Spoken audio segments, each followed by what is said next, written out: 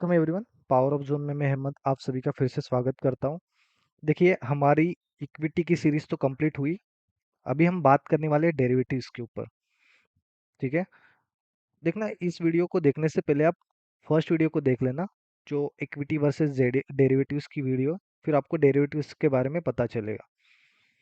ठीक है, हमारा एक कंसेप्ट और एक बच्चा है अंडरलाइन, वो आगे वाले वीडियोज में हम और भी डिटेल में एक्सप्लेन करेंगे। आज देखने वाले हैं कि ऑप्शन को इंट्रोड्यूस करने का रीज़न क्या था। फर्स्ट आपको बता दूं, उसका रीज़न था हेजिंग। जैसे कि हेजिंग मतलब मैं आपको बता देता हूं। पहले मैंने यहाँ पर एग्जांपल लिखा है टाटा मोटर्स का। समझो किसी बंदे ने 3000 शेयर्स लेके रखे टाटा मोटर्स के 1 ईयर पहले या 2 ईयर्स पहले। कोई भी प्राइस हो, यहाँ पे हाइपोथेटिकल प्राइस यहाँ पे लिख देते हैं हम। कोई भी यहाँ पे समझो मैं लिख देता हूँ 120 रुपीज़ पे बाई किया। फिलहाल उसकी वैल्यू हो गई है 500 रुपीज़, और उसको ये डर लग रहा है कि अभी फिलहाल शॉर्ट टर्म में उसकी प्राइस नीचे गिर सकती है। 500 से उसको लग रहा है कि 50 या 60 पॉइंट और नीचे डाउन जा सकता है। तो उससे बचने के लिए वो क्या कर सकता है? हेजिंग कर सकता है। उसके उसके पोजीशन को हेजिंग कर सकता है। हेजिंग मतलब क्या? वो हेज कैसे करेगा? देखो, ऑप्शन में पहले दो टर्म्स रहते हैं, call option and put option. Call option हम मार्केट ऊपर जाएगा तब लेते हैं, पुट ऑप्शन मार्केट नीचे गिरता है तब। लेकिन और भी है कंसेप्ट, वो आगे वाले वीडियोस में देखेंगे। लेकिन फिलहाल यहाँ पे क्या यूज़ करेंगे वो देखते हैं। देखो, या दो चीज़ों से हेज कर सकता है उसके पोर्टफोलियो को, या तो पुट ऑप्शन बाय करे या फिर कॉल ऑप्शन सेल करे। इन दोनों में से कौन सा ऑप्शन लेगा वो आगे वाले वीडियोस में हम डिटेल में बात करेंगे। फिलहाल मैंने समझो 3000 शेयर्स पे मैंने हेज कर लिया कॉल ऑप्शन सेल करके। तो मैंने पोजीशन को हेज कर लिया। इसका मतलब क्या?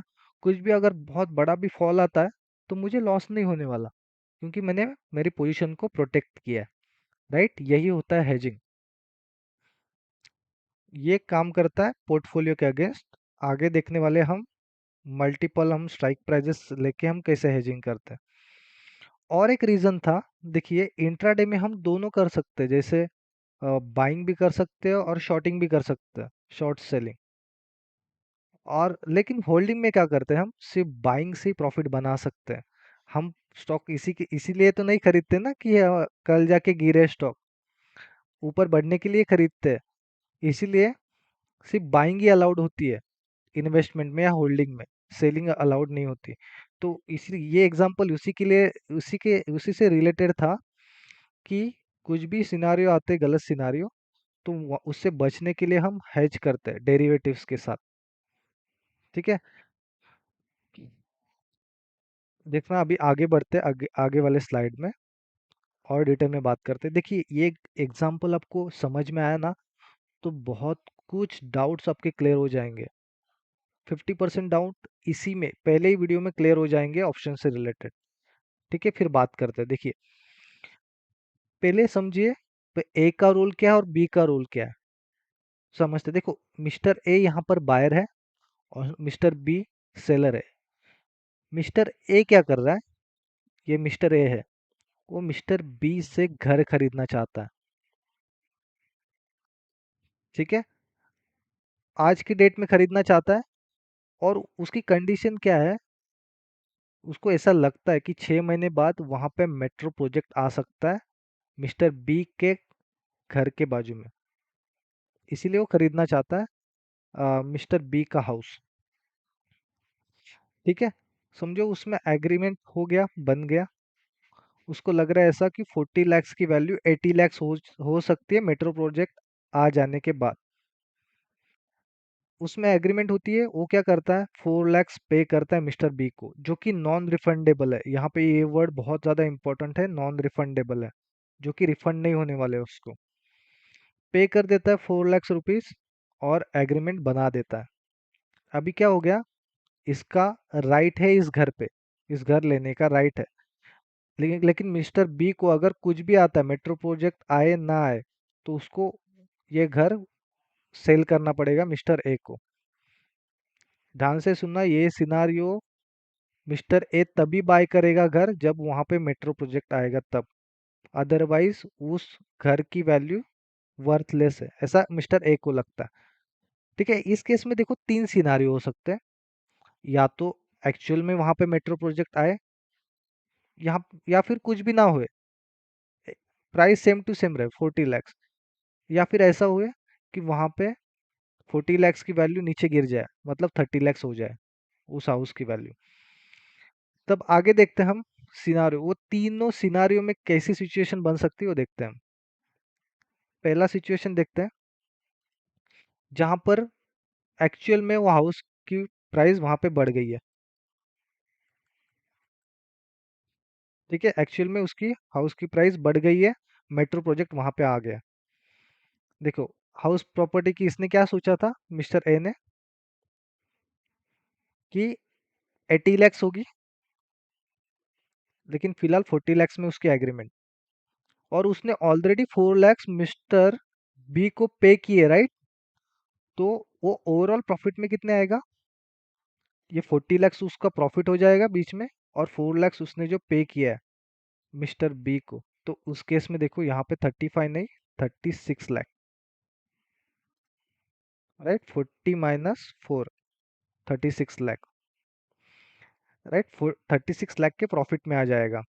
मिस्टर बी को कितना प्रॉफिट हो जाएगा, देखो मिस्टर बी को प्रॉफिट नहीं, लॉस हो जाएगा, क्योंकि उसकी प्रॉपर्टी की प्राइस बढ़ गई है, लेकिन उसने एग्रीमेंट साइन करी थी, इसीलिए उसको वो 40 lakhs में ही बेचनी पड़ेगी, राइट।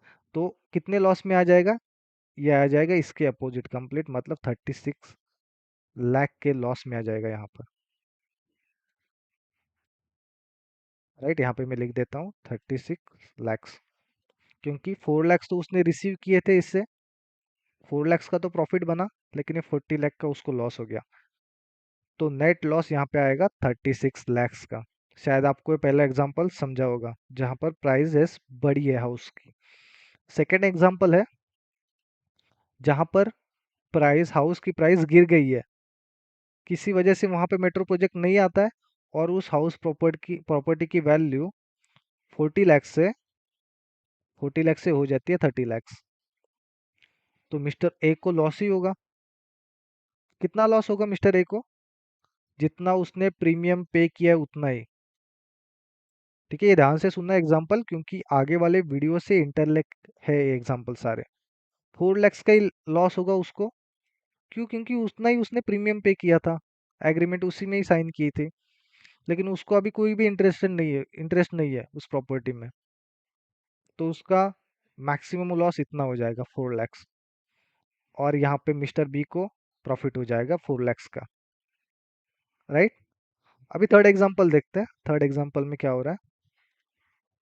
इसमें देखो, मेट्रो प्रोजेक्ट भी नहीं आया, प्राइजेस गिरी भी नहीं, सेम जैसे थी है वैसे ही है, 40 lakhs की 40 lakhs ही है प्राइस हाउस प्रॉपर्टी की। उस केस में क्या होगा,